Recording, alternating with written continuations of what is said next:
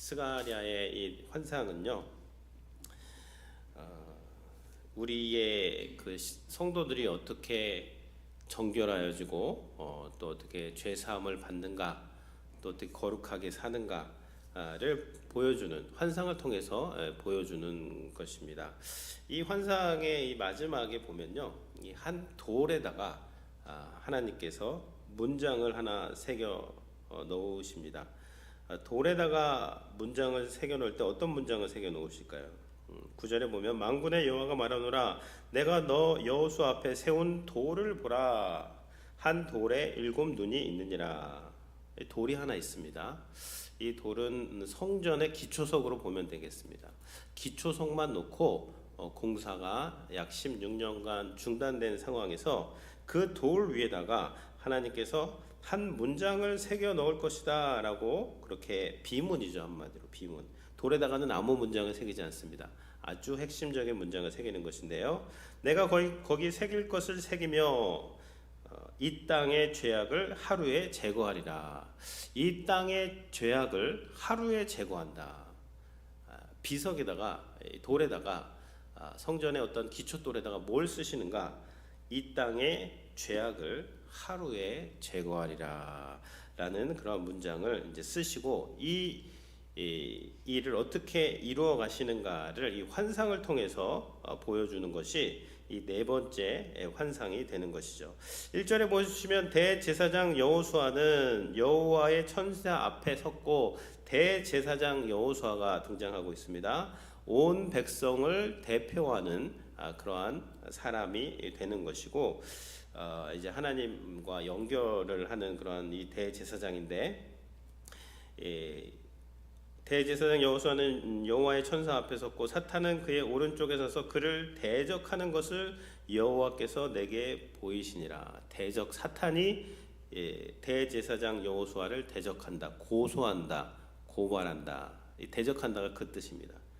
기소했다, 그 정죄했다, 그렇게 이야기를 이제 하고 있는 것이죠.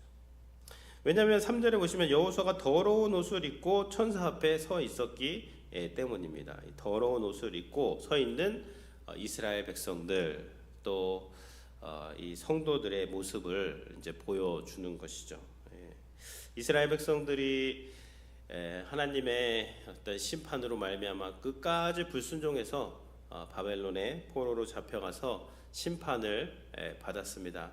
그리고 돌아오긴 돌아왔지만, 그러나 성전의 기초돌만 놓고 모든 공사가 지지부진한 그러한 상황에서 하나님께서 이 환상을 보여주시는 것이죠. 2절에 보시면 여호와께서 사탄에게 이르시되 사탄아 여호와께서 너를 책망하시노라. 그 대제사장 여호수아를 기소하는, 대적하는, 정죄하고 고발하는 사탄을 하나님께서 책망하신다. 책망하신다는 말이 2번이나 나와요. 예루살렘을 택한 여호와께서 너를 책망하노라. 하나님은 이 우리를 고발하는 사탄을 책망하시는 거예요. 그러면서 여기서 보면 예루살렘을 택한, 성도를 택한, 나를 택한 하나님께서, 이스라엘 백성들을 택한 하나님께서 이스라엘 백성들의 죄를 고발하는 사탄을 책망하시는 그러한 내용이죠. 이는 불에서 꺼낸 그슬린 나무가 아니냐. 불에서 꺼낸 그슬린 나무, 바벨론의 포로로 끌려가서 그 심판을 받고 불타는 것 같은 그런 상황에서 하나님께서 거기 놔두는 것이 원래 그 정의이지만, 그러나 하나님의 자비를 베풀어서 그 심판 중에서 다시 끄집어내서 불에서 꺼낸 나무와 같은, 수검댕이와 같은 그런 것이 우리의 상황입니다. 그래서 성도는 존귀한 성도이지만, 그러나 성도에게는 또 나는 이 불에서 꺼낸 것 같은, 하나님이 그 불에서 나를 끄집어내 주시지 않으면 나는 살을 수 없는, 그리고 그슬린 나무, 좋은 목재가 아닙니다. 근데 그럼에도 불구하고 하나님께서 나를 구원해 주시고 나에게 은혜를 주셨다라는 이러한 의식이 이제 있어야 되는 것이죠. 그 사탄이 계속 하는 일은요, 무엇이냐면 지금이나 이 스가랴 때나 지금이나 똑같습니다. 성도를 고발하는 거예요. 대적하는 거예요. 너 죄졌지. 네가 그러고도 하나님의 자녀냐? 너는 어떻게 지금 그렇게 하고 있니? 근데 산탄이 뭐 그냥 없는 말을 하진 않습니다. 어느 정도 다 맞는 말이에요. 네가 그러고도 목회자냐? 하나님의 부름을 받았으면 이 정도는 해야지. 목회 그만둬라. 이게 무슨 말이에요? 사탄의 고발이죠. 이런 고발이 계속해서 이제 오게 되는 것이죠. 이제 그럴 때 우리가 기억해야 하는 것이 무엇이냐면요. 4절입니다. 4절에 보시면 여호와께서 자기 앞에 선 자들에게 명령하사 그 더러운 옷을 벗기라 하시고, 그 더러운 옷을 입고 있었어요. 이스라엘 백성들이. 또 우리가 죄를 짓잖아요. 하나님 믿으면서도. 근데 여호와께서 자기 앞에 서 있는 자들에게 명령하사 그 더러운 옷을 벗기라 하시고, 이게 명령입니다. 그 더러운 옷, 냄새나는 옷, 오물의 옷을 벗기라. 또 여호수아에게 이르시되 내가 내 죄악을 제거하여 버렸으니, 하나님께서 우리의 죄악을, 이스라엘의 죄악을 제거하셨다는 거예요. 이스라엘이 노력을 해서 그 죄악을 제거하는 것이 아니고, 그들이 노력을 해서 옷을 벗는 것이 아니라 하나님께서 야 더러운 옷 벗겨라. 그리고 하나님께서 내가 내 죄악을 제거하여 버렸다. 그리고 내게 아름다운 옷을 입히라. 이것도 명령형입니다. 하나님 우리에게 아름다운 옷을 입혀 주신 것이죠. 그래서 우리가 죄가 제하여지고 하나님께서 심판이 이루어졌죠. 그 불 속에 들어갔기 때문에. 그러나 심판 중에도 하나님께서 긍휼을 베푸시고, 우리의 죄와 우리의 반역이 크지만 그러나 하나님의 은혜와 하나님의 구원이 더 크시다.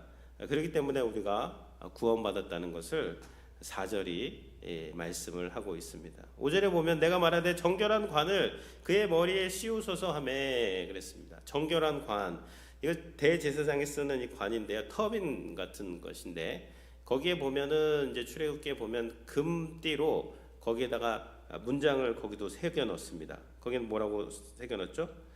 Holy to the Lord. 여호와께 성결, 거룩하게 살라는 것입니다. 그러니까 우리가 은혜로, 하나님의 은혜로, 전적인 은혜로 구원받고 우리의 죄가 사하여졌으면 하나님께서 우리에게 관을 씌워 주신데, 그 관에는 뭐가 붙어 있다? 여호와께 성결하게 사는 그러한 사람이 되었다. 이것이 1절에서 5절이 우리가 어떻게 죄 사함을 받고 또 거룩한 삶을 사는 그러한 존재인지를 이제 보여주는 내용이 되는 것이죠. 여호와의 천사가 여호수아에게 증언하여 이르되, 이제 또 한 말씀을 주십니다. 7절에 보면 만군의 여호와의 말씀에 내가 만일 내 도를 행하며 내 규례를 지키면 내가 내 집을 다스릴 것이요 내 뜰을 지킬 것이며 내가 또 너로 여기 서 있는 자들 가운데 왕래하게 하리라. 이제 이 말씀은요, 성전이 완성이 되고 완공이 되고 거기서 대제사장의 직무를 네가 거기서 행하게 될 것이고, 너 함께 서 있는 자들도 그 일을 행하는 날이 올 거다. 언제? 만일 내 도를 행하며 내 규례를 지키면 내 집을 다스릴 것이요 내 뜰을 지킬 것이며, 이제 그 말씀을 하시는 것이죠.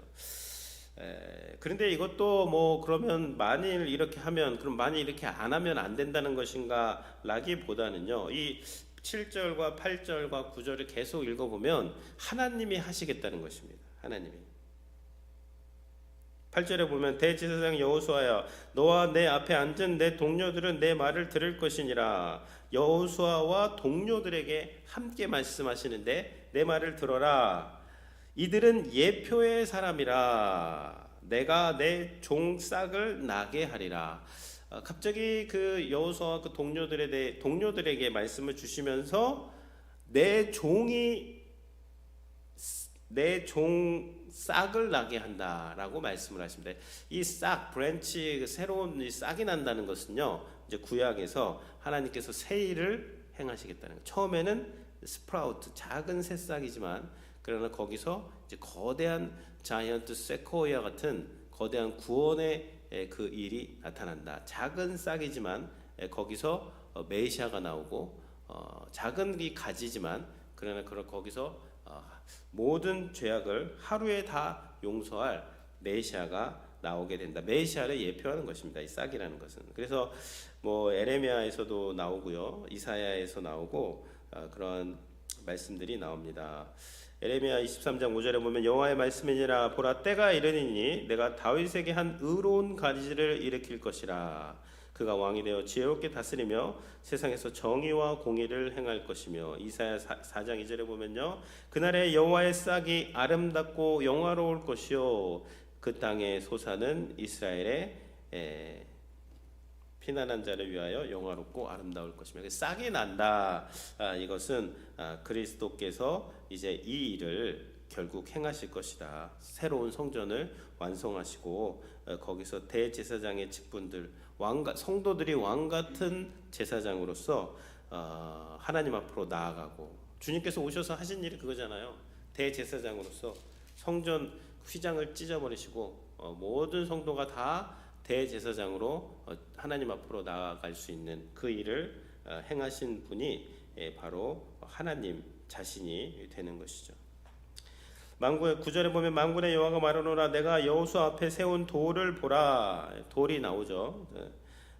한 돌에 7눈이 있느니라. 7눈 하나님의 어떠한 통치와 다스림과 전능하심과 전지전능하심이 되는 것이고요. 이건 이 눈이 또 보석으로도 볼 수 있습니다. 그 앞에 이제 보석들이 이제 있는 것인데 내가 거기에 새길 것을 새기는데 이 땅의 죄악을 하루에 제거하리라. Once for all, through one sacrifice. 한 단번에 영원한 속죄를 이루시는 것이죠. 히브리서에 나오지 않습니까? 어떻게 그럼 단번에 영원한 속죄를 이루죠? 구약의 배경에 보면 대속죄일에 대제사장이 온 백성을 위해서 속죄함으로 그 온 백성의 죄가 1년에 한 번씩 그 사하지는 그런 날이 있습니다. 대속죄일인데요. 그 날이 결국 예수 그리스도께서 오셔서 십자가에서 once for all 단번에 영원히 우리의 죄를 사하는 그 일을 이제 보여주는 것이고 지금 9절은 그 그리스도의 구원의 사역, 속죄의 사역을 하나님께서 이룰 것이다. 거기에 소망이 있는 것이죠. 만군의 여호와가 말하노라 그날에 너희가 각각 포도나무와 무화과나무 아래로 서로 초대하리라. 솔로몬 시대에 무화과나무와 포도나무 아래서 태평성대를 이루었던 것처럼 이제 우리가 주님을 왕으로 모시고 그곳에서 하나님 안에서 또 평안하고 그렇게 살게 될 것이다. 하나님의 과 교제하며 성도가 서로 교제하며 그렇게 살게 될 것이다를 보여주는 것이 3장의 이 환상이 되는 것입니다. 그러니까요, 우리가 이 환상을 보시면서 우리가 늘 가져야 되는 것은 올바른 어떠한 그 자의식입니다. 그리고 올바른 그 건강한 죄책감이 필요해요. 건강한 죄책감은 사탄이 우리를 자꾸 정죄하고 그럴 때 틀린 건 아닙니다. 그게 맞는 말이죠. 사탄이 말하면 야, 너 구제불능이야. 넌 안 돼. 그거 맞는 말이죠. 어떻게 보면. 근데 그래서 구제불능이야. 넌 안 돼 하고 절망하면 그건 아니에요. 그건 사탄이 원하는 길로 가는 것입니다. 넌 구제불능이야. 안 돼. 그렇기 때문에 우리가 어디로 가야 돼요?